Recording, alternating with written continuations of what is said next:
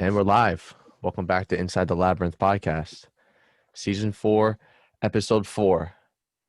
Last episode, we had Andrew Haynes from the Titan game, so make sure you guys check that out. Awesome dude, veteran. So again, Andrew, thank you for your service. Today, we have another veteran on the show. Super excited. Great journey, very honest person. And, before we introduce this person, I just want to thank them very much for coming on and, able to share their strengths and experience and hope, not just with us, but with everyone out there. So before we introduce this guest, I'm going to kick it over to my man, Jay. It's me, the real Jumpman Jay.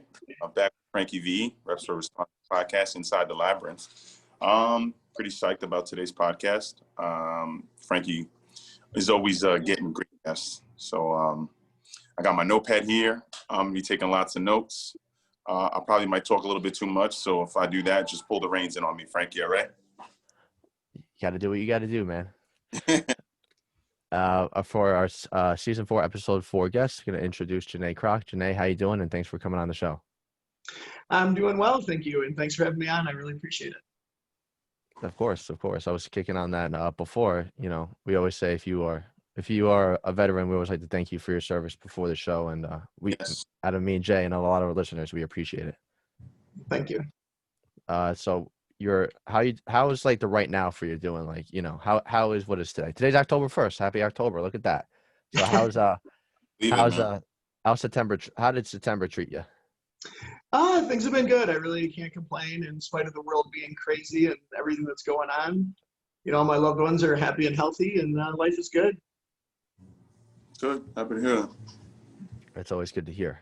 So we're going to hop right into your labyrinth, and we're going to take Janae back to her high school days. How was high school for you?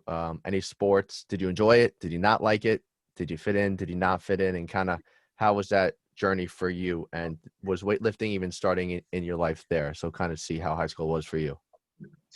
High school, and particularly junior high, was one of the roughest times of my life, even though people around me probably had no idea.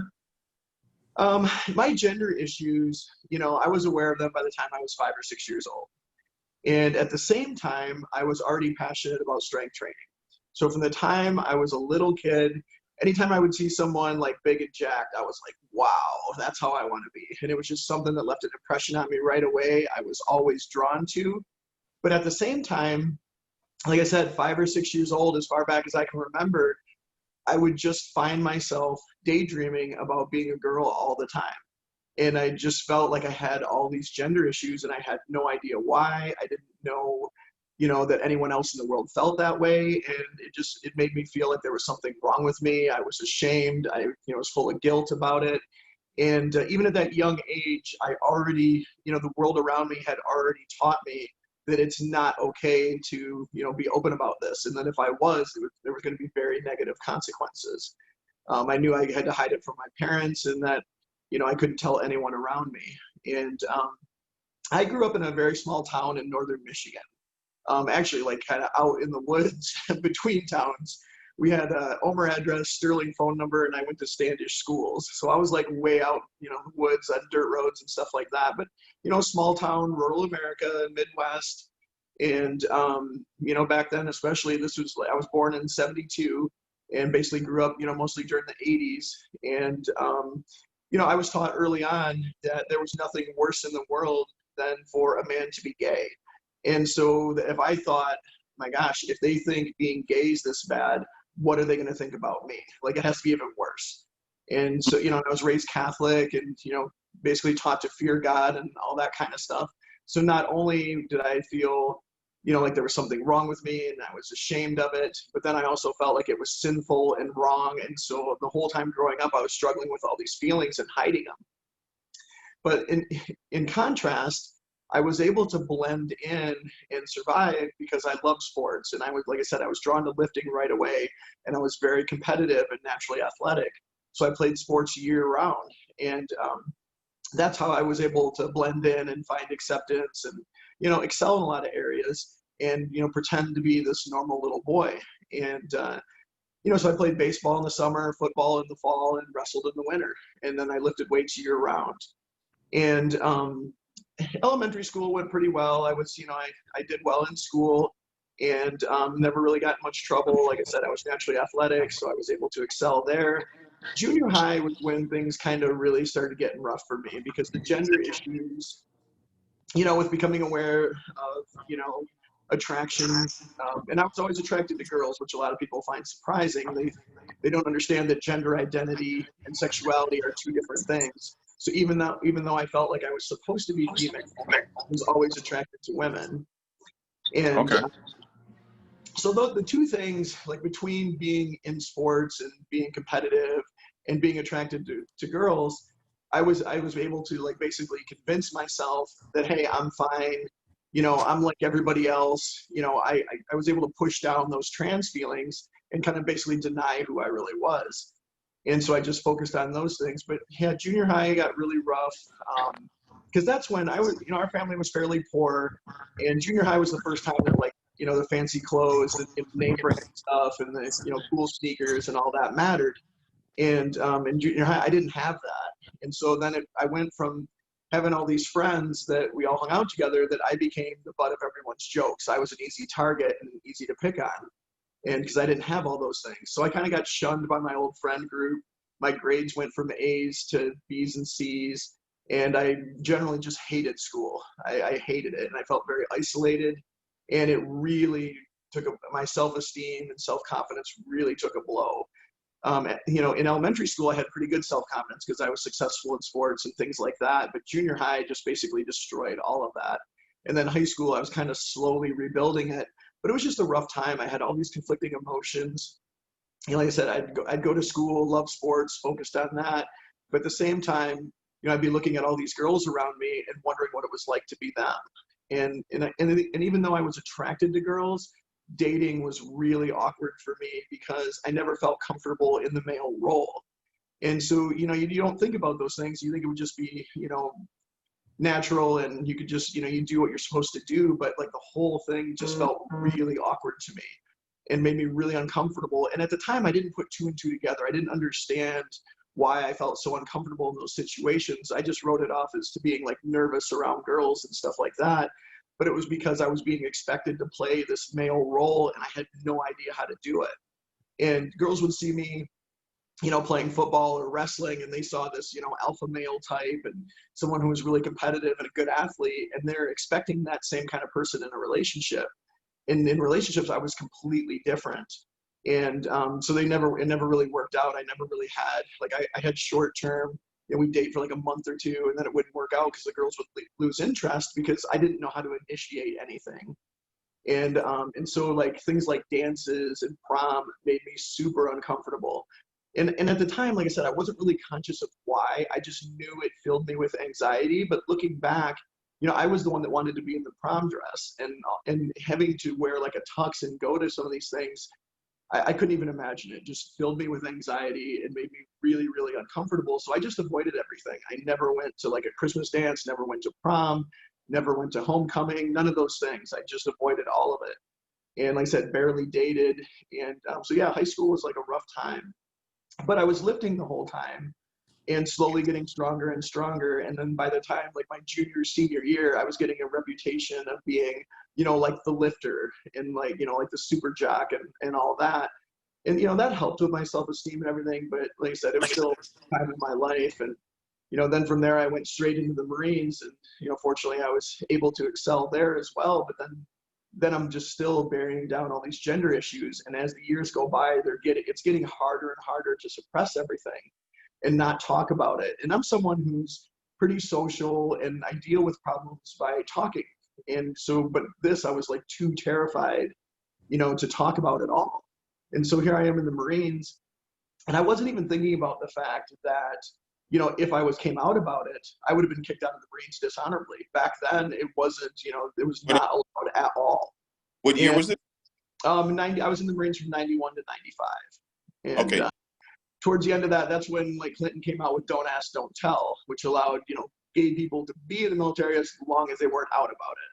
So it was kind of like a real, it was, I guess, better than nothing, but still not a very good environment. And trans people weren't even addressed, and it was still something you'd be dishonorably discharged if they found out about it. And Wow. I got recruited into presidential security, and we had to go through all this psychological testing. I was terrified. My question is there. How did you, navigate through that? Because, I mean, that's got to be nerve wracking because, like you said, you had these anxiety issues because your gender identity would put you in a place. So now you're sitting here and that's polygraph too, right? No, they didn't polygraph us, but it was lots of like psychological testing. It was like personality assessments and things like that. Like they were trying to figure out, and they weren't trying to figure out, whether you're crazy or not. It's basically, they're looking for certain personality types, basically people that perform well under pressure, people that aren't susceptible to being bribed or coerced, certain personality traits that would make you good in presidential security, where you do a good job in high pressure situations, but also you wouldn't be vulnerable to people being able to get information from you and things like that. And they didn't want people that would stress out. I know some of the things they looked for. They didn't want people that were loners or tended to isolate themselves, things like that. And but at the same time, they're analyzing everything about us. And we're taking like these, test after test, and they'd be huge exams. It would take several hours. You'd have like 600 questions, and it was just all this really weird stuff. And at the time, I'm a 19-year-old kid, and all I'm thinking is, if they figure out who I am, I'm not going to get into the program. And they're telling us, don't try to lie on these exams. Don't try to BS them. You don't know what we're looking for, so you can't do it anyway. All you're going to do is screw it up. But I'm thinking the whole time, that I have to hide this. I have to protect this. And I remember there was a question on there that asked specifically, have you ever wished you were a girl? And I saw that and I was like, oh, shit, and then I'm like, nope. Now, when you had that question, did you like panic? Did you like, oh, they figured me out, or were you able to kind of navigate? I figured we were all getting the same exam or similar exams, and maybe the questions were mixed up a little bit, but I just thought it must be something they screen for. And so I was like, nope, absolutely not. And then, there'd be questions like, if there was a painting on the wall and there was a flower in the painting, what color would you want the flower to be? And I'm like, I'm sure as hell not putting pink, and just, things like that. And then the scary thing is I talked to guys who'd already been through everything. And then we had, at the end, you have a interview with a guy they called Doc Finley. He was a retired Marine Corps colonel that did all the psychological testing for the program. And then he would go through everything with them. Once your clearance came through and you were either assigned to Camp David, the presidential retreat, or to White House Communications. And they said that he would nail them to a T. And they said it was scary. They said it was like crazy because he would tell them everything about them, and they said it was dead on. So I'm like, oh my gosh, I'm in big trouble here. But like I said, I kind of, answered the way I thought I needed to answer, and I ended up making it through the program, and everything worked out. But yeah, the whole time I'm like, terrified that someone's going to find out or figure it out. And of course, I'm overdoing the macho stuff, and don't get me wrong. I mean, I was always naturally competitive. I was athletic. And I definitely had an alpha personality type where if there was a group of people, I was, kind of always trying to assert myself as like top dog. That was just like my natural tendencies. So it allowed me to, thrive in that world. But at the same time, I'm hiding this whole other aspect of who I am. And there were a couple times, like I had some really close friends, in situations like that, you get really, really tight with, your brothers basically that you serve with. And there was a couple I was really close to, and we'd have deep conversations. And some people knew, some of them close to me, they sensed there was something different about me, but they really didn't know what it was. Mm-hmm. And I found out later there were rumors about people wondering if maybe I was gay because I didn't have any serious relationships. And I was also pretty open about the fact that I was still a virgin. And some people thought like that was my game, to get girls, was to pretend like I'm all this innocent person, because my personality didn't really fit with that. I was this outgoing, social, kind of jock type person. And I didn't seem like someone that would jive with. So people were like, well, I think that's their game. That's how they're playing it, and this and that. But it was all true. And it just had to do because I was so uncomfortable in those situations.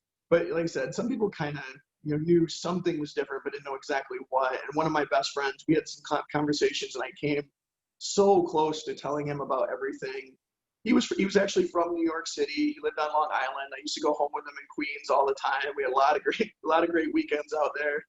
And and he grew up in a completely different environment from me. So growing up in the city, he was exposed to so many different types of people, and I knew he was very open-minded, but I was still just too terrified to fully open up about it and what the consequences might be if he told anyone else. And I came really close, but never shared anything. And so it was a tough time. Yeah, I mean, it sounds like there was a lot of emotions and a lot of being able to suppress a lot of these feelings.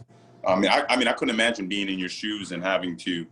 It's almost like you have to live like a double life in a sense, Yeah. Because you have to be, said person, but inside you're just like, you're who you really want to be. And like I understand dialing down like personality traits, but like this is different.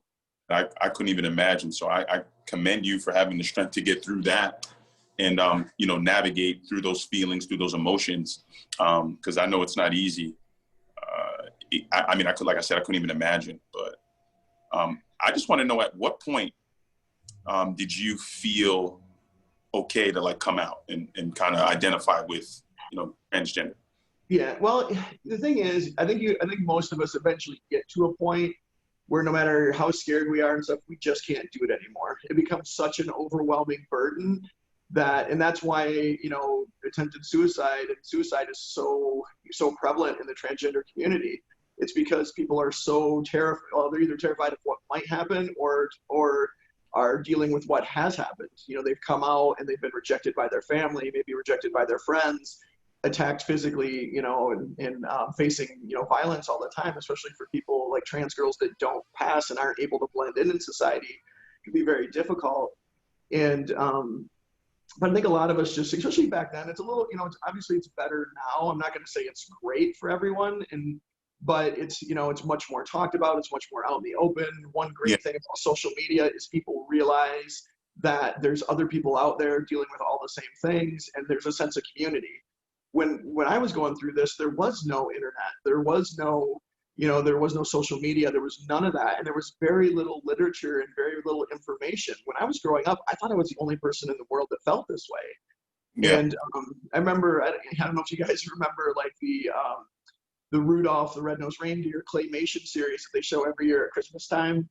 Yeah. And the Bumble Monster. The Misfits. And all that. Yeah, so we all grew up with that. And but they have in the one where they talk about where Rudolph and the elf run away and they stumble onto the island of misfit toys, and where all these rejects basically are isolated. And I just remember growing up thinking that's where I belong. And so it was really rough growing up feeling that way and pretending to be this person that, had everything together and, did well in a lot of areas, but yet having all this stuff you're carrying around the whole time. Mm-hmm. And, just feeling like broken and unlovable. Yeah, so it was pretty tough. Yeah, I mean, like I said, I commend you. It takes a really strong, resilient human being to go through that and come out on the other end. I have a family friend that like I pretty much consider them family. I grew up with them from the time I was like 12 years old till like present day. And the middle brother, I already knew when he was very young that, he didn't identify as a boy. So, I knew it was only a matter of time before it was going to culminate to what it is now. And it was, I have a lot of empathy because I witnessed it. Someone that I love, who I consider family, was going through it, and I saw the stages. And then eventually when it got to the point where this person decided to come out and be who they wanted to be, it was met with a little bit of resistance from people I thought would be a little bit more understanding. Members kind of having issues accepting that this is, how this person wants to live. So I saw it firsthand, and I kind of, I sympathized with this person because when you're in it and you see it, you can feel it a little bit more than just being like an outsider and not really having a to it. So I saw the ups and the downs, and like, you know, the family having to deal with certain things, and then eventually taking in the whole process and then being like, okay, this is how we're going to do things. This is how you want to live life. That, okay, we've accepted you. And now it's like a bajillion times better. But, you know, once again, this is like on the cusp of when people started to really come out and express that they wanted to live like this. The world was more accepting. Because I knew, like, when I was in high school, like, they didn't have any, like, you know, like clubs where you can be like, hey, I'm, you know, LGBTQ community. They didn't have that. I mean, we all knew who was who, but nobody really spoke about it. It was an unspoken thing. So when this family friend of mine decided to start to come out, these things started to come to light. So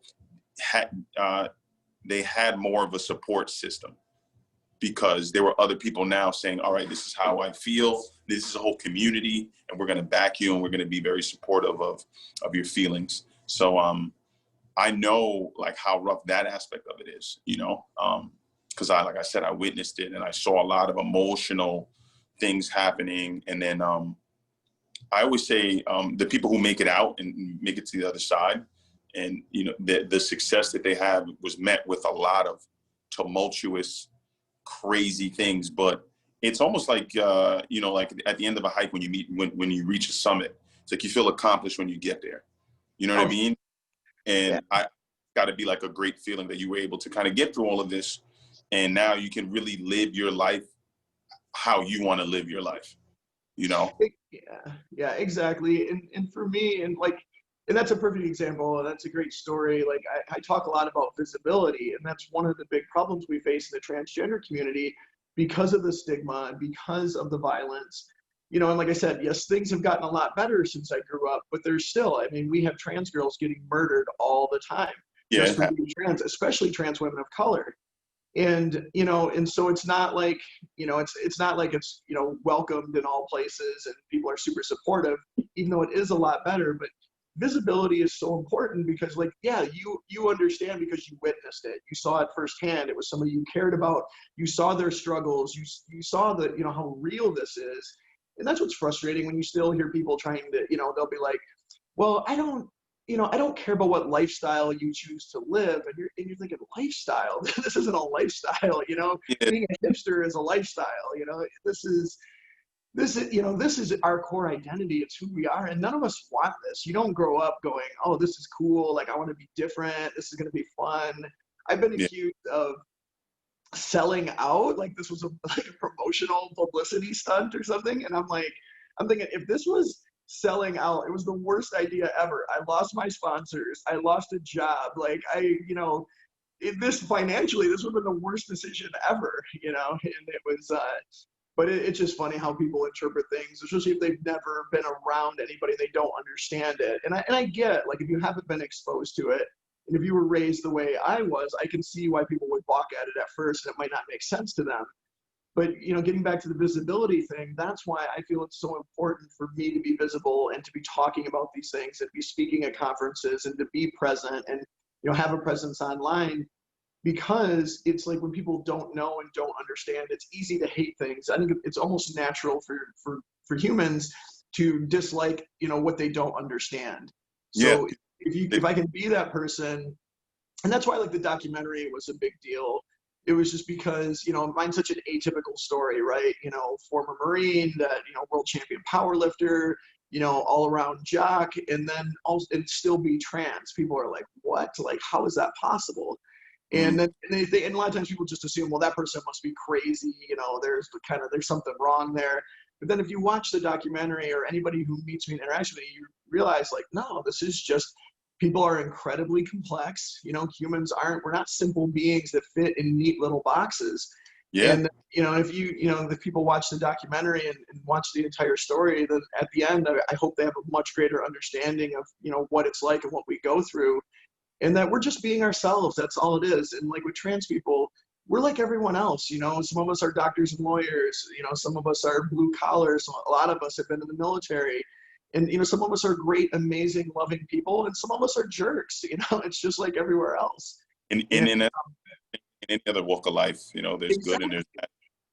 Yeah. Other than our gender, identity issues, we're just like everyone else. And we just want to be able to exist in the world, do our things, and be loved and love other people, and not have to fear violence and discrimination wherever we go.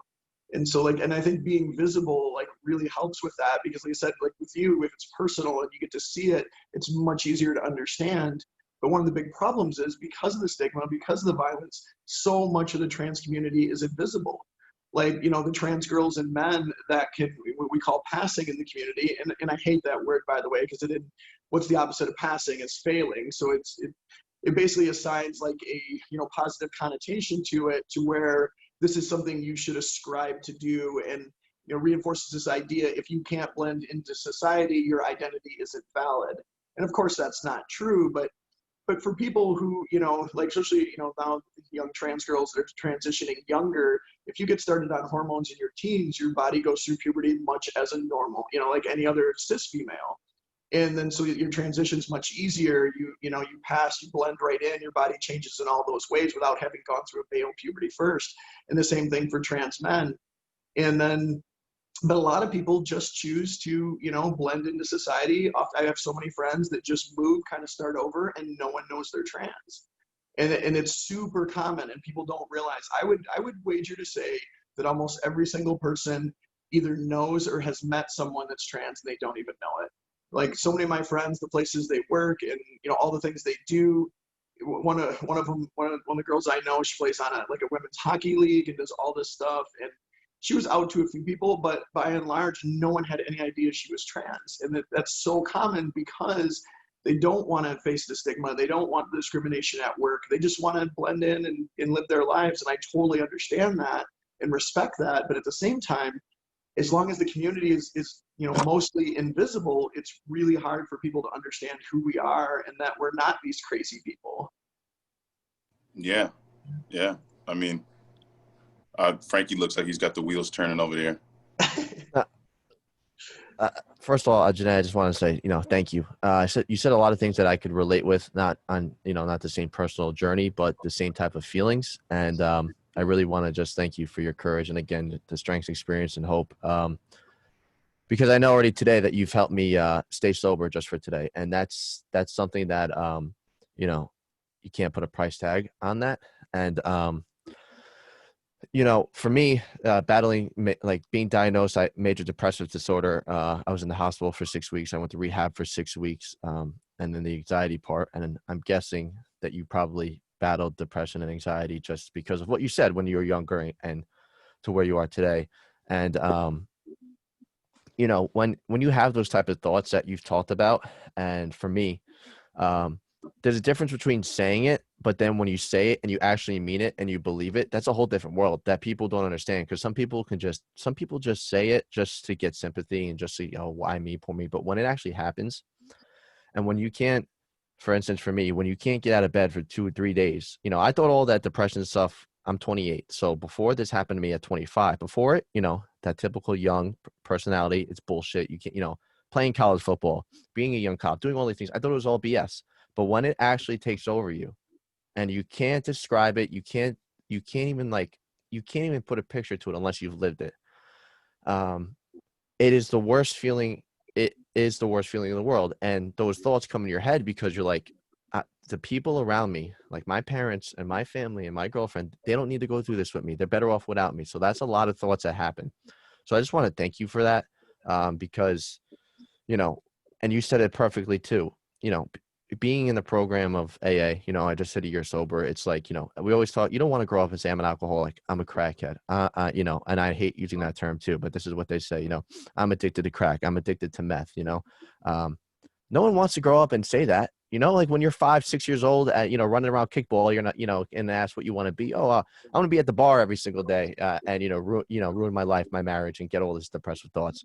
So I'm really happy that you said all this, because for the stigma for me too, I held it in for so long. It drove me into a fucking rehab for 42 days because I was so scared as a young police officer. If I say this, I'm done. I can't go through this. I can't do this anymore, and I needed to get help, but I picked like the job over my own personal life that drove me to, you know, maybe not even being here or still being a cop, you know. But once I talked about it, like you said, Janae, and for me to share my story beginning, you know, not just, oh, I was drinking so much, but really what happened and being in the hospital for 6 weeks and doing all that. Once I started sharing it, people started to thank me. And, you know, there's a lot more similarities out there. Like you said, like I have the same issue and stuff, but being a cop, you can't express this on social media. You can't do any of this, but it happens to like a lot of the percent of first responders, like 30% of first responders suffer from PTSD, anxiety, depression. But if you talk about it, it's kind of like how you said the test, you know, pink flower, pink, or, you know, if you talk about it, you're done. So that's why, you know, now for me, I'll fight to talk about it because it saved me. It's helped a lot of other people, and it made me a 10 times stronger person than I am today. So I just really want to thank you. Thank you for that. Seriously. No, you're welcome. And I can totally relate about those things. And that's what's, you know, kind of unique about my journey as a trans person. I mean, we come from all walks of life, but the crazy thing is the more success I had, the harder it made for me to come out. So like when I got, you know, after being in the Marines and working in presidential security, and then I got out, I went to college and became a pharmacist, and, you know, and I was competing the whole time. And then I slowly worked my way to, you know, to national championships and world championships, and then eventually broke the all-time world record in my weight class. And so everybody, and I was this kid from this small town, right? I heard they had posters of me up in my high school, and I went back there once to give a talk, and, you know, I'm speaking at seminars, and then I'm going to, you know, I'm getting hired by these supplement companies, and, you know, going to expos and signing autographs and taking pictures with fans. And then the whole time in my head, I'm like, these people don't even know who I am. But I'm terrified to come out about it, because it was like the more success I had, the better I did. It was like I was put up on this pedestal, like, well, this person can do anything. Look where they came from. Look what they've achieved. And I'm thinking the whole time, yeah, but you guys have no idea. This is only part of me. This isn't, you know, and I didn't want to let everyone down. Like I felt all this pressure to keep being this person that everybody thought I was. And it was just like overwhelming. And you know, basically I got to the point in my life where I started contemplating suicide. And I just didn't see any way that, you know, I didn't see any way this was going to work out. When I went through a divorce with the mother of my sons, and I've got 3 amazing boys, and I'm really, really close to them. And you know, so I went through the divorce, and she was the first person I ever came out to. I told her before we started dating, we were friends and we were hanging out, and she kind of guessed it. She knew, again, she recognized there was something different about me, but couldn't put her finger on it. And then she finally kind of guessed it, and I couldn't deny it. So then we had some conversations. She was supportive initially, but then it didn't last very long. And then so I just basically went back to suppressing it for like another 10 years. And, you know, we got married like a year and a half later and had 3 kids. And anytime I would try to bring it up or try to talk about it, she didn't want to hear or have anything to do with it, which just kind of added to my shame and added to the guilt. And so she was aware of everything, but just, you know, just wanted me to, like, you know, suppress it and not deal with it. And then by the end of our marriage, we had lots of other issues, you know, like a lot of couples do that have young kids and have been together, you know, almost 10 years. So it wasn't like, that wasn't the sole issue for the divorce, but it was a factor. And, and she had gotten into a church at that time that I considered very extreme, and then getting really heavy into the religion. Also, she started seeing it not just as something that was weird or something she'd be embarrassed that if it came out, is something that was sinful and wrong, and, you know, and that made me feel even worse. So, but then after we got divorced, and, you know, I just went through a divorce, and it was really rough on me financially as well.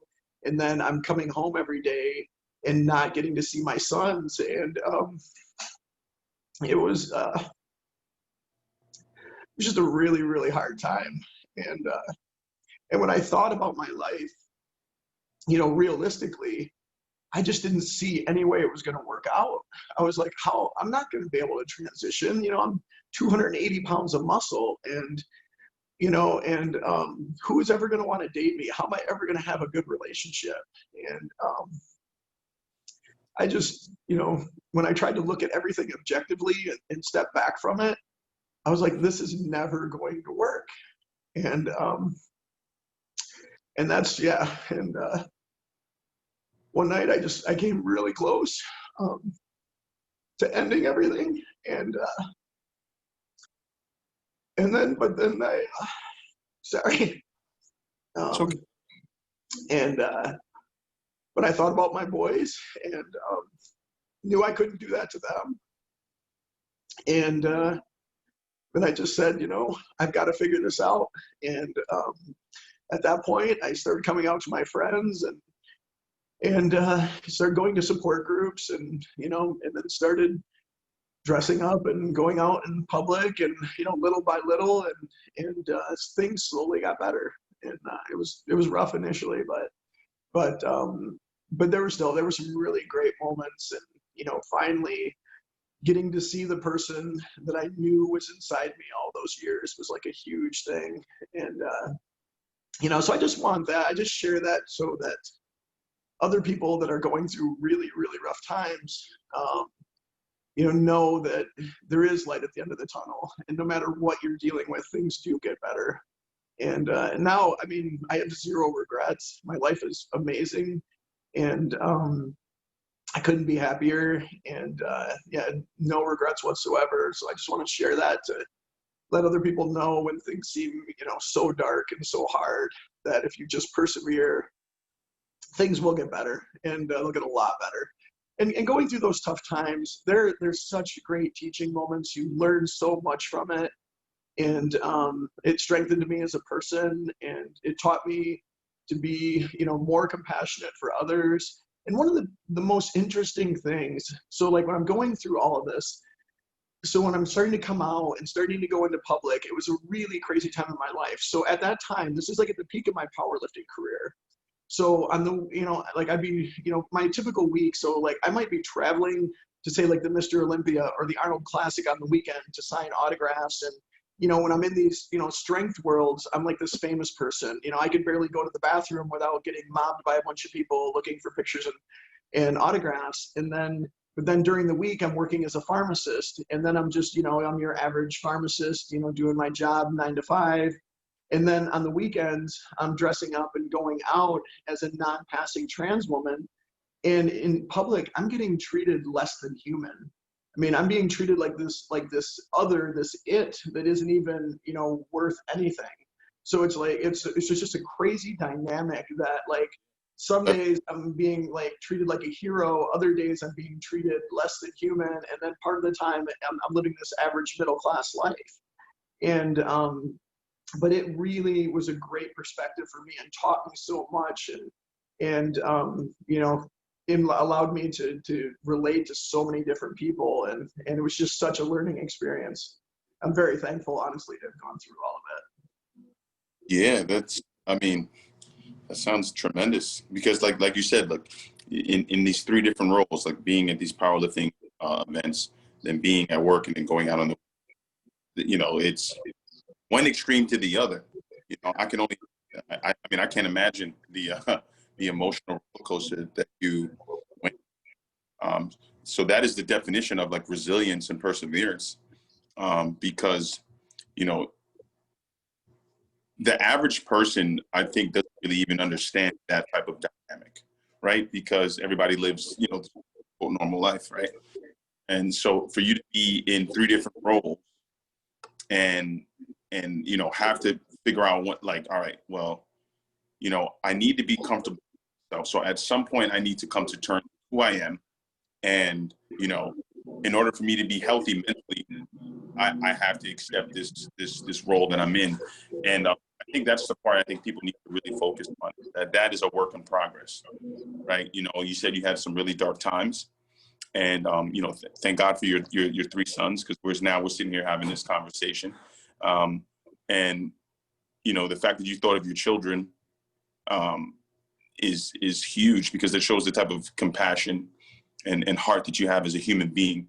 And I think at the end of the day, people just need to look at a person as a human being, and just that, nothing else. Let's not put a title on, their religion, their gender, you know, their political affiliations. We're human beings, so we're responsible to take care of other human beings. That's our job as human beings. You know, we're social creatures, and I think that people don't really understand that. They get lost in a lot of the hustle of day-to-day, you know, life. You know, people get occupied with, you know, social media, work, and then life stressors. Instead of sitting there and saying, oh, how can I help a human being today? You know, how can I help somebody become a better person? And that may just be sitting down listening to somebody's story. Because a lot of the times people just want to be heard. You know, like people have a lot of things that they deal with on a daily basis that they can't really just go out and speak about. You know, you could be the person that someone talks to and you have a conversation, and you can be the difference of that person, you know, making it through that day. You know what I mean? Because a lot of people really just want to be heard. And we go through life ignoring people. I don't think people really understand that. That's why I make it a thing. Like if I walk in the street and I see somebody, I always say good morning or good afternoon. And in New York, people look at you like you're crazy, you know? To just be human and say, hey, good morning, good afternoon, or have a great day, that type of stuff. Just the little things like that make a difference. And I think if we just got more in tune with just being human, and I think that would help a lot of people in a lot of different ways. And just listening to stories like this, you know, this is a tremendous story. Like someone who's has such a life of, you have a lot of accolades, you know what I mean? And no one would ever know that you were accomplishing all these things and you were struggling with all these inner emotions and feelings, you know, and then you got to this dark place and you made it, you know, out of it. And guys like Frankie and myself, this is why we made this podcast, so that people can hear your journey, your story, and know that there's light at the end of the tunnel. So when you said that, I don't know if you saw my face lit up when you said that, because, you know, we made this podcast so that people can really see that there's light at the end of the tunnel, and there's possibility for greatness. And you are a walking, talking testament of that. Well, thank you. But I absolutely agree, though, that it does. And you know, like I said, I know what it's, you know, like to be in those places, and it just seems hopeless at the time. You don't think that life is ever going to work out or things are going to get better, and that's not the truth. And you know, you just have to persevere. And then you look back, and the thing is, when you've made it through those times, and you look back, and you're like, gosh, how could I ever have thought that way? And like, what was I thinking? But you know, we go through some rough stuff, and it can be whatever, you know, like alcoholism, or, you know, with me, my gender issues. It can, you know, be from all different things that humans deal with. You know, it doesn't matter what it is, but like, you know, life gets difficult for almost all of us. Everybody struggles with something, and the thing is too, you never know. Like, I mean, that's like, people had no idea. Like, I'm, you know, living this life, and people are looking at it like, you know, like I started, you know, I did little things first as I was coming out. I'd paint my nails, and that was a way to keep some of my identity with me the whole time. And as I slowly got more comfortable with who I was coming out more and more. But like when I came out to people, and, you know, when they, like the nails and things like that, they're like, well, I just thought you were living like this rock star life. And, you know, you were, and the thing is, like, they, you know, they're like, oh, you just seemed like you had this amazing life and all this stuff. And I did in a lot of ways, but you know, there was all this stuff I was struggling with, and people didn't know. I would literally, like, in the roughest parts, I'd be driving to work, bawling my eyes out alone in my car, and then, you know, get to work and put a smile on and walk in and like the cheeriest person ever. And, you know, it's just because it was what you had to do, you know, and I'm not somebody who, you know, seeks attention that way. And I didn't want people to know what I was going through. I didn't want to burden people with it either. But, you know, so I would just, if you talk to people who were around me, they would have thought I was like one of the happiest people ever. And very pleasant person. person. I had no idea. And, you know, and I actually had a friend in the Marines who unfortunately hung himself. And we had no idea there was anything wrong. He was one of those people that always had a smile on his face, always laughing, always just seemed like so upbeat. And one weekend we come back and we heard the news, and everyone was shocked, and no one had any idea that he even had anything going on. And so that it really speaks to what you say, you know, just being kind, a smile, a hi, how you doing, you know, Yeah. all these things. You never know when that could be the one thing that, you know, makes that person's day or keeps them around for, you know, one more night. And maybe that's enough to help them get through things. So it's Yeah. just, you know, we all deal with stuff. We all have things that we hide and parts about ourselves that we're insecure about and we're afraid to let other people see. And so, yeah, just being kind to other people. And you never know what someone's going through. And oftentimes the meanest people are the ones that are struggling the most, you know, and sometimes when, you know, people are real jerks and very aggressive, it's because either there's stuff inside they don't like about themselves, or maybe they're going through something really rough. You just never know. It's funny that you say that, because I always I pay attention to human behavior. Like I pay attention to detail. I'm very acute when it comes to things like that. And a lot of the times when someone's very jovial and very, like, you know, happy-go-lucky, I do this with my friends. I always I ask us, you know, instead of saying how are you, or how are you feeling, I ask how's your spirit today. And people kind of look at me like, what kind of question is that? Because sometimes if you ask somebody how are you, they'll just automatically answer, oh, I'm fine. So I just use a different term that'll make you think, stop, slow things down. Really, my question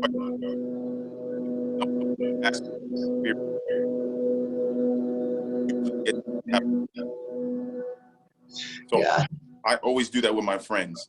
And, you know, I started doing it on my social media platform. You know, I always say, hey, ask your friends or somebody you know how their spirit is, because that will open up a world of conversation. Because that person that walks around and eat, like you said, they're on either spectrum. They could be super aggressive and be like an asshole or a jerk, or they're super jovial, super sweet, super nice. And when you ask that question, people usually, I mean, like I have like a 97% rating on it. People normally will talk to me what's going on with their day. That's awesome. Yeah, and you're 100% right about, you know, when you say how you're doing, how are you doing, which is just a common greeting, you know, it's a default answer, right? It's like, oh, great, or, you know, yeah, awesome, how are you doing? Yeah. And, you know, and there's really no thought. So saying something different like that, I mean, that's an excellent idea. And I think, you know, and like you, like and especially like me, having been through everything that I've been through, I think I tend to pick up on a lot of things that other people maybe don't see. And if I see someone, you know, having a rough day, or I just think there's something there that I can tell is eating away at them, you know, especially if you're alone. Like, you're in a group of people, obviously someone's not going to open up in front of everybody. But like if there's a chance where it's just the two of you, and I'll be like, hey, you doing all right? And a lot of times they'll kind of be like, you know, and then I'll be like, well, what's going on? And, you know, kind of try to help them open up, and you'd be surprised. And sometimes, like you said, they just need to talk. They just need somebody to listen to them. They just need to open up and share a little bit. And you never know how much of a difference that might make. And I'll never forget, like, after I came out with all these things and I was talking, there was a girl that I went to high school with, and she was several years younger than me. I never knew her. I mean, I knew her name, but we never had any kind of interaction or anything. But she had a rough time in school, and she told me that one time, it's gonna make me sad just talking about it, even though it's a very little thing. She was just having a really, really rough time, and I was like probably a junior or senior at the time, and she thought, like, you know, I was like this jock, and I was one of the cool, you know, it's funny because some people thought I was like, you know, this cool, like, person, part of the in crowd and stuff. I never saw myself that way, and a lot of other people didn't either. But because I was good at sports and things like that, and, you know, and I did have a lot of friends by the time I graduated, sometimes people had that impression. But so she was a younger kid, you know, she'd see me playing football or, you know, winning these wrestling matches, and thought, wow, that's a really cool, popular person. And I think my car was broke down at the time, which it often was because it was a total piece of junk. And I had hopped on the bus that day, and she was having a terrible time. And she said, like, our eyes made contact when I walked by, and I just smiled at her. And And it was no big deal, and it's not even anything I ever remembered. But just that me smiling at her that day, like totally turned her day around, and just helped her out because she saw me as someone that was, someplace she hoped to be. And so just a Wow. little goofy thing like that. And it was something she remembered, like 20 years later, she's telling me about this and how much it meant to her. Yeah, it's And the little, you know. yeah, silly little thing, just smiling at someone. Yeah, absolutely. The little things that can go a long way. Yeah. No, it, just what Jay said before, and what this whole podcast really is today. Janae, is that I know that anyone that's listening to this, if you're battling with depression, anxiety, or whatever you're battling with, don't let that take over you the whole entire day, and that's going to be you forever, because it's not. Because my alcoholism is not frank. And if you could just get through, like you said, Janae, those little steps, the whole alcoholism, AA, NA, one day at a time, it's just so easy to, it's just like everyone, oh, I hear it. Yeah. One day at a time. But if you can practice that 1 second at a time, maybe 1 hour at a time, but if you can just remember, and it's very hard to when you're going through this, that it can and it will get better. It goes a long way, because thank God you're here with us today, Janae. I'm here, Jay's here, and it does get better, even though it's like people don't want to hear that. Like when someone's really depressed and you're like, Jay, it's gonna get better. It's gonna get better, and they don't want to hear that. But it's those that, like you said, talking about it, and that support group, and that's what the whole. I really believe that any type of fitness, nutrition, and that support group is key. All three of those can make a great life for somebody. And it's not powerlifting, it's not CrossFit, it's not strongman, it's not bodybuilding, it's any type of fitness. I don't want to say it has to be that, because it could be like we were talking about before, Right. mountain biking, jogging, whatever makes you happy, dancing, whatever it is. That your depression is not you, and it's not going to be you forever. So if you could just remember that, and I'm not going to sit here and say it's easy, because it's not. It took me years, and it's everyday work. It's going to take a long time, but that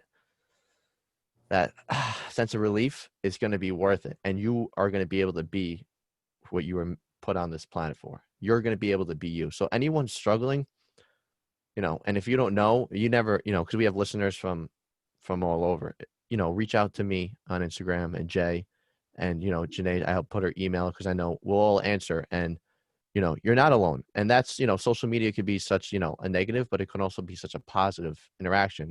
If there's no social media today, this would never be happening. We would never even know anyone existed. Very true. So just remember, if you're going through something, it's not you, and it's not the real you. It's not going to be you forever. And if you can just get that and get through that one day, maybe tomorrow's going to be a little better. Maybe tomorrow's going to be the exact same day, but those minutes and those hours are going to start adding up, where you're able to kind of sit back in this chair now, like I'm sitting in, and kind of say, okay, this is what I went through. This is what I'm here. But this is the continuous work I have to put in every single day to get better, because it's not easy. And this is exactly what this podcast is all about. Going through the labyrinth. And, Janae, I'm going to have to say it, Jay, because the labyrinth in Greek mythology is your mind, your mind, but it's also the story of it is the Minotaur, right? The Minotaur is your fears, your doubt, your anxiety, and you had to face the Minotaur head on. Some people face the Minotaur and they lose, and they either commit suicide, they go through a depression their whole life, they use drugs, they use alcohol, and they never really get to live. Also, part of who you are is Theseus, the Greek warrior that killed the Minotaur. Love, compassion, and the visionary. And when Theseus killed the Minotaur, he knew he could kill the Minotaur when he went inside the labyrinth. He was just nervous how he can get out. And his girlfriend at the time gave him a little ball of yarn and said, listen, when you go into the labyrinth and you face the Minotaur, drop the yarn in, kill the Minotaur, and follow the yarn out. That ball of yarn is the smallest little thing. That's worth like what? $1, whatever it is now, it's worth nothing. But it shows love, and the littlest things can go a long way. And you guys hit it on the point. Not, when someone say, how you doing, or how's your spirit today? But it's like, really, no, how are you? Because those little check-ins, those little phone calls, you might reach out to someone that you haven't talked to in a few weeks, or they might be having the worst day. Like, wow, now it can change my mind from something and bring me to here right now where my feet are, not thinking about all this craziness and stuff. And that can go such a long way. Oh yeah. I mean, Frankie, you nailed that there, buddy. I like that. Yeah, very well said, and absolutely true. And yeah, the littlest things, and just keeping that perspective, and just to reiterate what you were saying about in those times where it feels hopeless, just keep persevering, and it will get better. And like you said, what I always like, the little thing I always remember and remind people of, it won't be easy, but it will be worth it. And and just to keep that in mind. And when you get through it, it's you look back and you're so thankful for everything you've been through, and and like I said, like it not only does it strengthen us, but then it allows us to help other people too. And yeah, I wouldn't change a thing. I mean, yeah, I went through some rough times, but life now is great, and it may not sound like it today. I feel like I've done nothing but be emotional, but no, it does. It gets so much better, and I live a life now that honestly I wouldn't even have dreamed of before, and so thankful for that.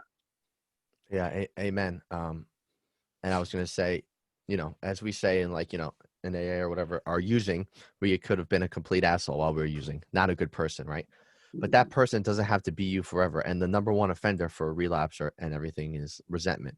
Resentment towards other people, but resentment towards yourself. So if I keep thinking, or Janae keeps going through her mind, or Frank keeps going through his mind of what I did 5 years ago, 10 years ago, the negative things I said to that person, that's going to eat at you.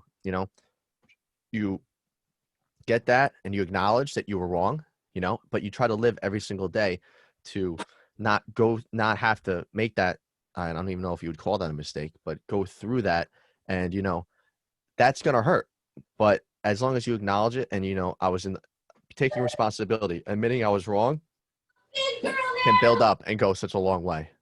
So I think that person agrees. Yeah, definitely.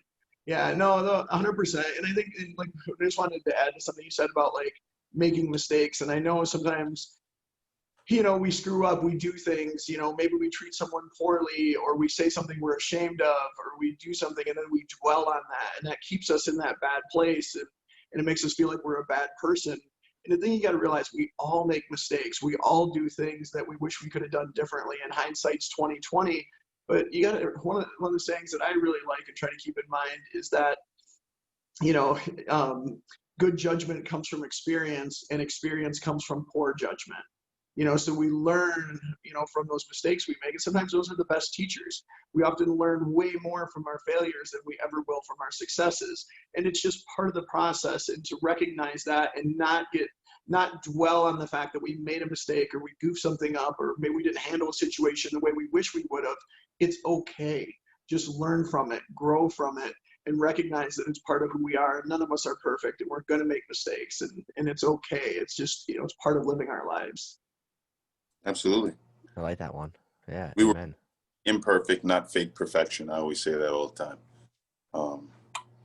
I think too many people, more often than not, try to walk around with this more holier than thou mindset, or they try to exude that. And listen, to grow and learn in life, you have to fail. So anyone who's walking around here acting like they never fell short or have any shortcomings, they're obviously not being truthful with themselves.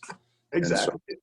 So, when you can kind of accept certain things and understand that this whole process is every day, if you don't learn something new, or if you're not the best at something, or you, like you said, if you don't fall short, then you're not really growing, you're not really learning. So the fact that you mentioned that, I think, is awesome. I think a lot of people need to understand that and kind of get their head out of the clouds, because a lot of people want to be something that they're not, and it takes a lot of growth and a lot of acceptance to be who you really are.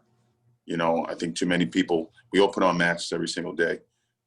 And I say masks because, when I go to work, you know, I have to wear a mask in a sense, because I can't show emotion in certain instances, right? If I'm trying to be a supportive person to, you know, someone may have lost a family member, and I have to do like, I have to speak to that person and let them know that, you know, family member passed away, or, you know, death notification is not an easy thing to do, Oh you my know, gosh. Oh.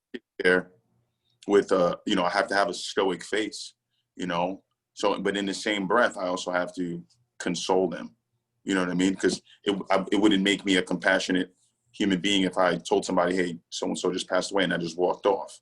So, you know, for us wearing these masks, right? I think a lot of people do that on a daily basis. And when you wear these masks and you're in these different roles, you kind of forget who you are, you know? So these self-check-ins, these, you know, making sure that you're okay, you're fine, and you're, you know, still on the path of being a great human being, being the human being that you were meant to be.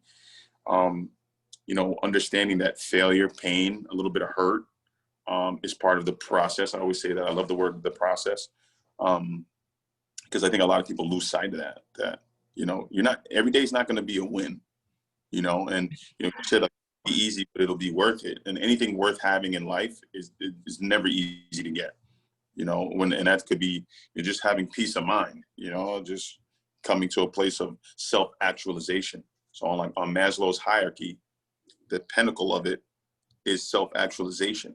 Some people never get there. They never make it to that apex, you know, because they get lost in everything else. And so, you know, when you say a lot of these things, it resonates with me. And even like before we even got into the podcast, we were just having a conversation about like Michigan. You're a super pleasant person, you know. I can't imagine being you know, hurtful or mean to you, because just based off of our human interaction, you're a super nice person. So you know, it kind of hurts me to hear that you had to go through all of that, because some people weren't understanding to your journey. But, you know, sitting here having this conversation, I feel like I'm a better human being for having this conversation today. You know, so I thank you for, you know, sharing your time, sharing your experience, the ups and the downs of it, because it's helped me realize a lot of things about myself and helped me put a lot of things in perspective. And I think Frankie and I have both grown exponentially during this episode, because we're hearing, you know, the things that you went through and that you made it out, you know, you're at the apex of self-actualization. And that's a beautiful thing. Yeah, well, thank you. I mean, thank you both for giving me the opportunity to share my story and be open about everything. And yeah, it's good for me and to interact with you guys and hear your stories and hear your perspectives. And, you know, it just helps all of us grow, right? And it's just, yeah, no, I feel really fortunate that you guys, you know, who knows who out there might hear this, and it might, you know, make a positive impact in their life. And that's just so important. Oh, for sure. This is going to be, I think it's probably it might be our most popular podcast. I think when this drops, I'm very curious to see how the interaction goes, because I feel like this is a very heartfelt podcast. You can hear the emotion in our voices, and the conversation was very much so in depth, you know. And it's kind of like what's going on right now in the world. There's a lot of dismay going on, right? And, you know, the premise of this podcast is, you know, hey, in all the disruption that's going on in the world, that eventually things will rectify itself, and we will get to a place of peace. And, you know, but in order to get to that place of peace, we have to go through this, you know, conundrum, so to speak, because, you know, like you said, and I love this quote. I'm going to be using this, but you know, it won't be easy, but it'll be worth it. So it's, you know, we got to go through this to get to where we need to be. Absolutely. And Michigan, yeah, growth is not easy. But look at a tree. You plant a tree. Look how long it takes for it to grow. You know, so it's just a fact. It's just life. Really, that's it. And you know, Janae, we really want to thank you for coming on. But before we wrap up, we're going to ask you a few more questions for the listeners to get to know you a little more. So the first question is, I'm going to go to fitness, change it up a little bit. If you have one compound lift and one accessory lift to do for the rest of your life every single day. So only, and don't think about recovery, because you can wake up the next day and your recovery will be fine. What is the main lift you're doing? And then have one accessory lift that you're doing. The main lift would have to be the deadlift. I just think that, it builds your whole posterior chain, entire body strength.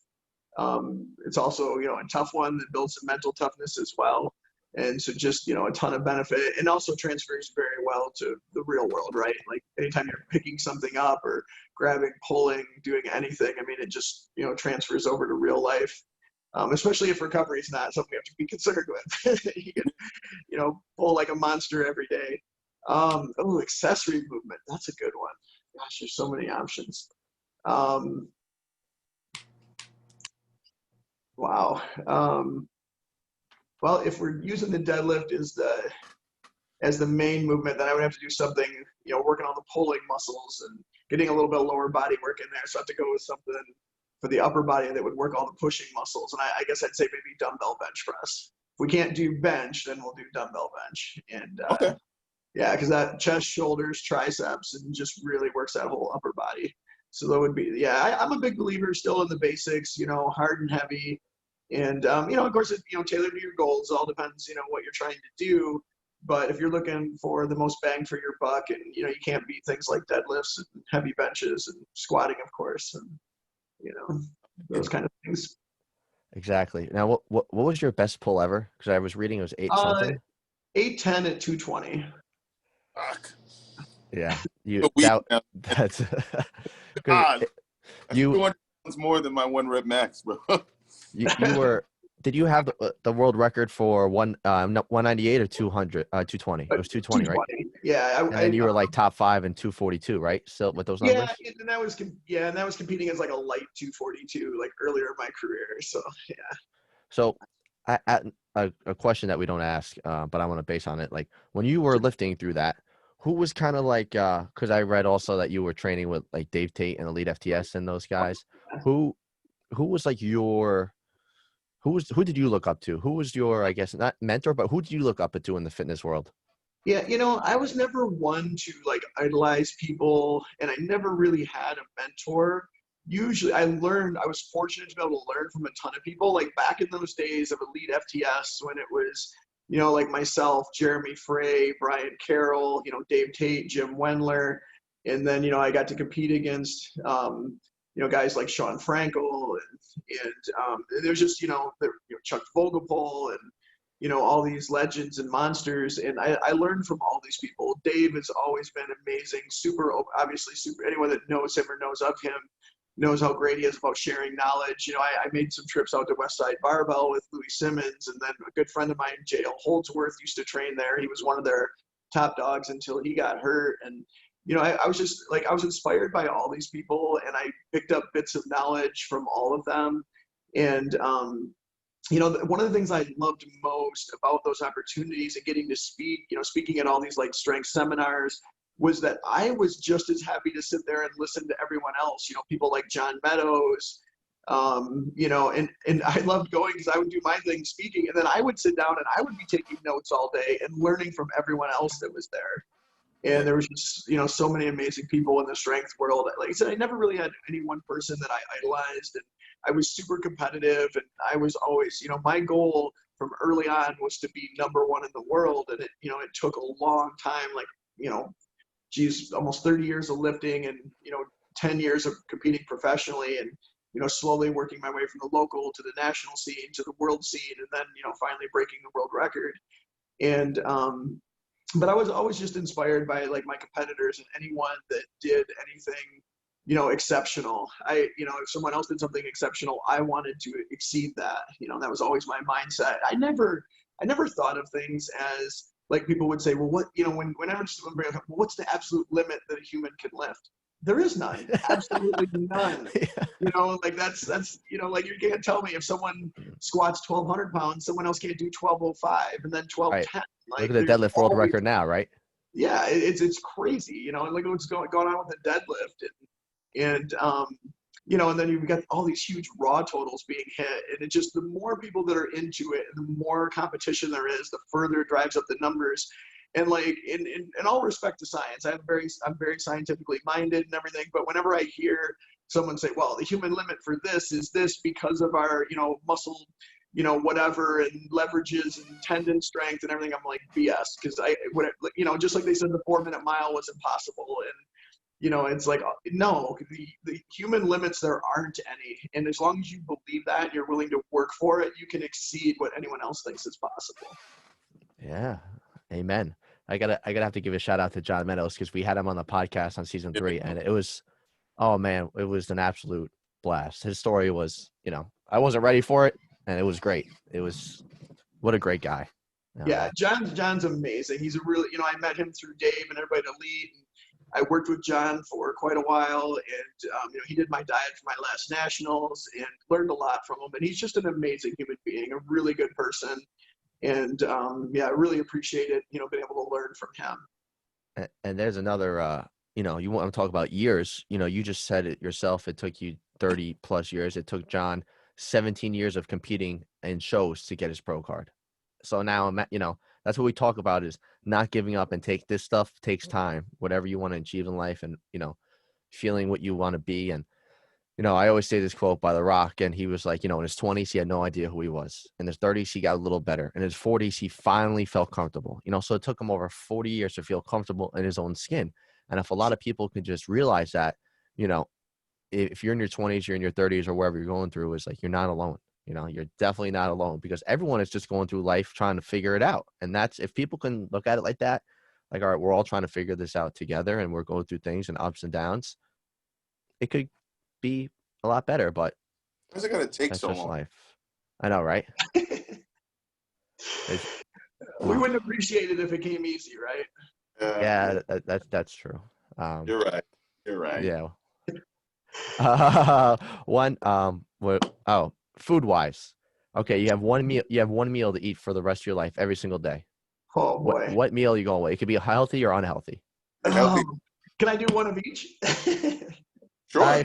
Why not? Yeah, healthy would probably just be like a really lean cut of red meat, and I know some people are gonna say, "Oh, that's not healthy," but it's worked very well for me with training and everything. But yeah, and then probably rice and water, and but yeah, I did a lot of the just meat and rice, or meat and potatoes, and old school bodybuilding type diet, but that I always felt good on that. It's very nutrient dense and was great for building muscle and strength. And so sorry to cut you off. You did a lot of red meat. Yeah. Like okay, because you did a lot of red meat like every day, you would say?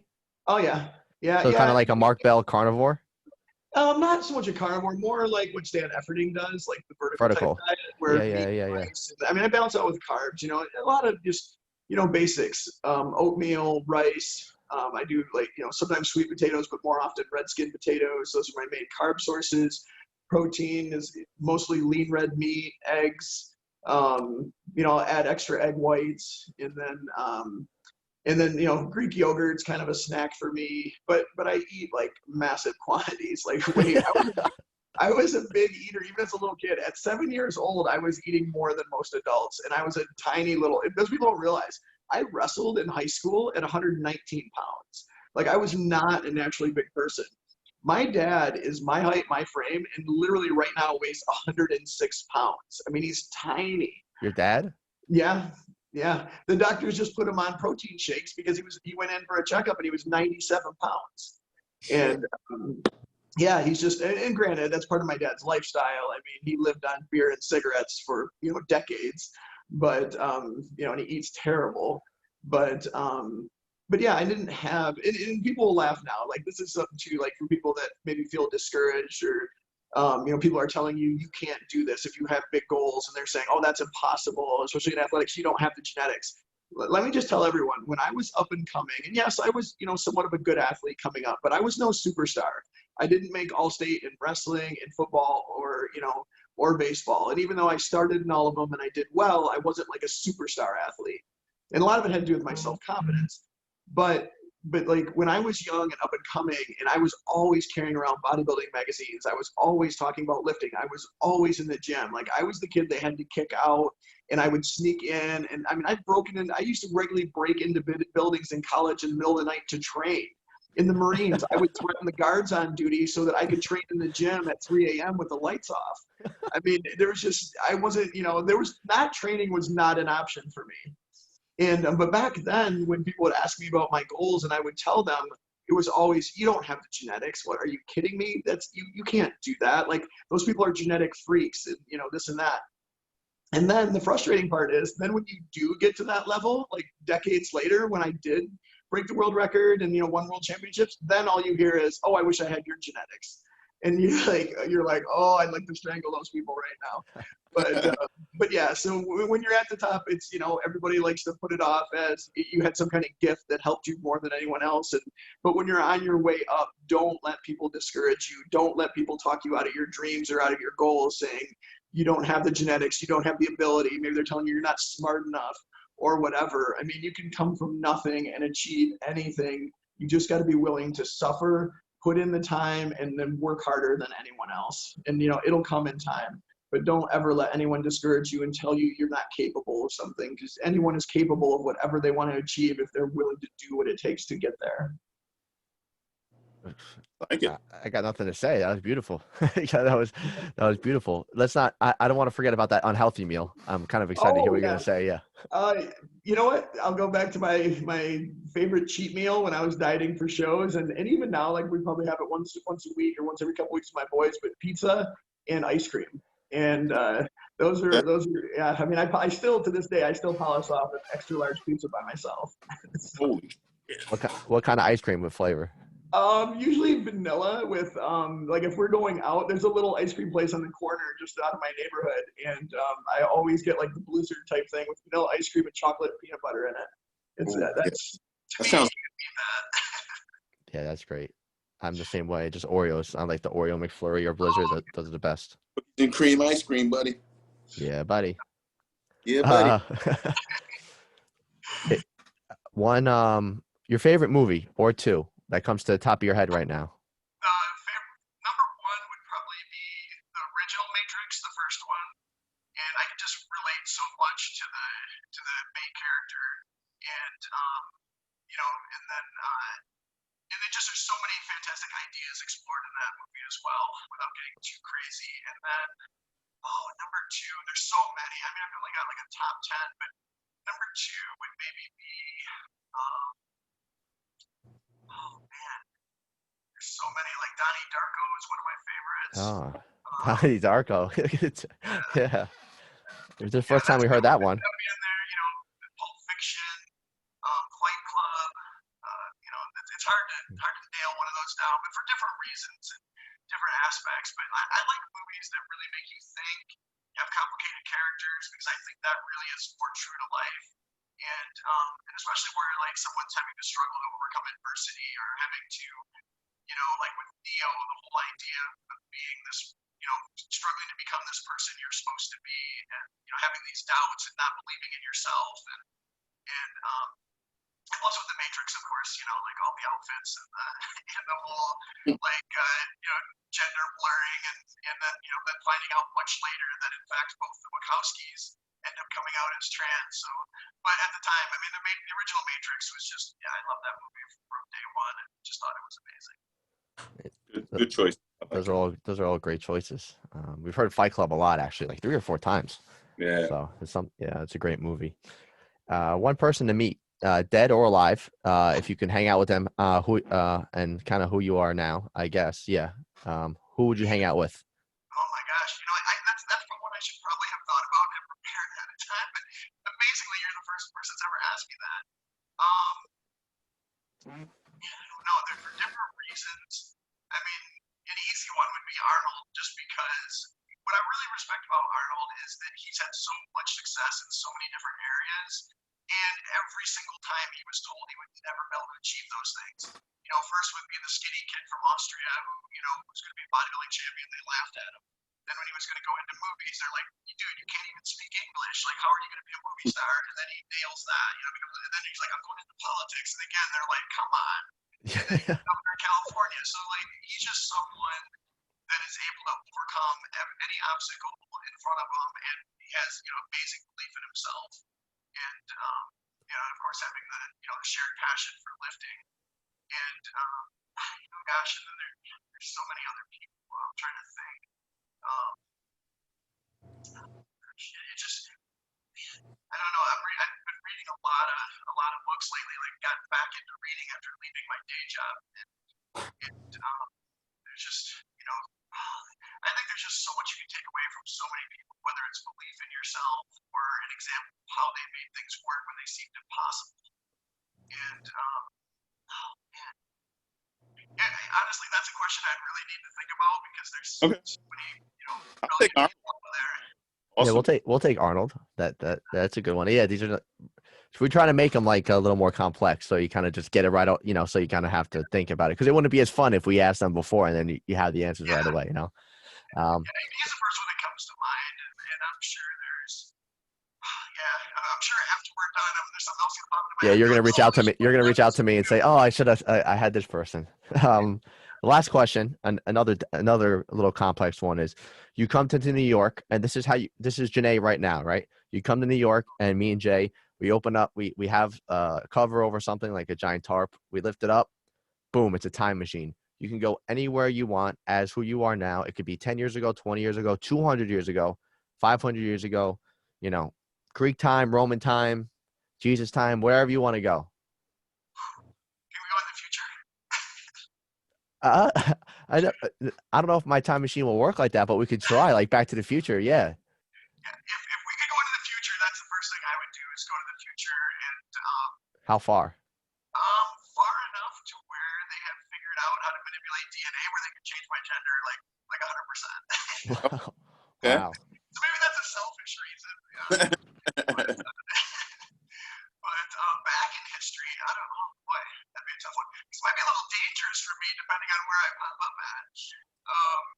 Let's see. I mean, there's a lot of things I would like to understand. I mean, you know, the ancient Greeks were so brilliant, so ahead of their time. They figured out so much. It'd be interesting to sit there and listen to some of their philosophers and some of the great minds, and you know, so on. What's that? I said, like Greece, like ancient Greece would probably be mine. Yeah. They would think you're a goddess coming down. They'd have a statue of you and everything. You know, they would think, you know, and change the game. Yeah, well, that's the thing too. It's like, what if you had the ability to, you know, change outcomes? But then, of course, that gets scary with the whole thing too. Like, you know, what effect if you change one thing and you don't want that. I can easily erase myself. But yeah, there's just so many fascinating things throughout time and dark times too. And I mean, I guess I would. Oh my gosh, I would like to go back like a long ways, like you know, like ancient Western civilization, and just see. Because the thing is, you know, so history, right? And history is told by the victors, or history is told by who survives and who writes things down. And so inevitably, it's flawed, right? Like it's just. The thing is, even like, let's say the three of us are somewhere, we can all witness an event firsthand and then separate us all. And especially after a little bit of time, we're going to have completely different versions of what actually happened. And even if we're trying to be 100% honest and portray things as accurately as we saw them, but so like history always has, you know, a view. It has bias of whoever wrote the story and what their own beliefs were or what they found out, and especially when stuff isn't written down for decades afterwards, or you know, it's stories about stories that you know this person passed on one story to another person, and then it was you know copied down. So it'd be just interesting to see you know firsthand the reality of all these things. I don't know if either of you are familiar with the book The People's History of the United States of America. No, I haven't read it. Right now, but it's basically an account of you know everything from the time America started, like Christopher Columbus and all of that, up into modern times. And I'm about halfway through it right now, but just all these accounts of how things actually happened from people who documented things. And it's not the rosy, you know, perspective of all the great things that happened and that we get taught in school. It's some of its much darker parts of our history that people didn't want to acknowledge.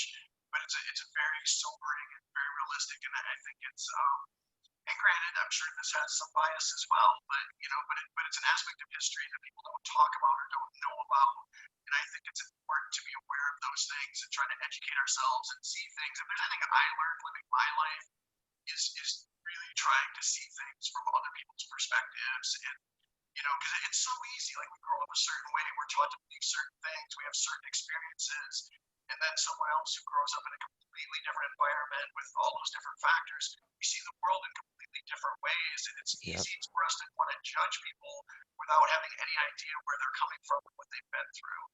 And so, like I said, like with me, like, living all these different lives kind of and seeing these different aspects, I've really learned that, like, just for example, like when I was younger and when I was taught about gay people and how I was taught to believe and think about them, and even with where I grew up and my dad, there was a lot of racism. And but then getting in the Marines, meeting all these different types of people, and then all the experiences I had, and I remember, like, being in the Marines, and there were these gay bars when I was stationed in Southeast DC, and walking by them, and what I had pictured in my head that goes on inside, and what I thought these people were like. And then, many years later, when I started going to these clubs, because they were safe spaces for me, and actually meeting these people and seeing what that world was like was 100% different than what I had assumed. And so it's really learned to, challenge your own beliefs and try to get different experiences, speak to people, really find out what their lives are like. These people that are, that have very different experiences than you do. And I just think if everyone had that kind of attitude and sought out those things, I think the world would be a much friendlier place. Exactly. Amen. Beautiful. I'm gonna need some tissues. I mean, this is getting, we're gonna have to wrap this up. So, Janae, I just want to condemn you and thank you so much. And it's great to, have a new friend and meet someone. And thank you very much for being so honest. Everyone knows I'm Frank. You guys know where to find me. Reps@reps_4_responders. Jay, where can they find you at? They can find me on Instagram, The Real Jumpman Jay. Also, I'm on Reps for Responders. I'm running around with Frankie, so you can find me there too. And we also want to shout out our Inside the Labyrinth podcast page. Oh, yes, at inside_the_the lab podcast. I think I might have messed that up, but it'll be underneath the it'll be in the description, everything, and that's where we post weekly of all the podcast clips that we have. So and Janae, where can they find you at if you have a social media website, whatever you have? Yep, Janae Kroc on Instagram, and Kroc is Kroc, and Janae Kroc on Facebook, Twitter, Janae Kroc, and then my website is janaekroc.com. And so basically all the social media, YouTube, all those places, and I'm available. I do a lot of speaking and educating if anyone's interested in those things. And so you can find me. I'm not too hard to find. All right. Well, thank you. Thank you, Janae. Thank you so much. I sincerely appreciate it. Anytime. Thank you so much. Of course. Thank you for sharing your story. And again, you helped me stay sober today.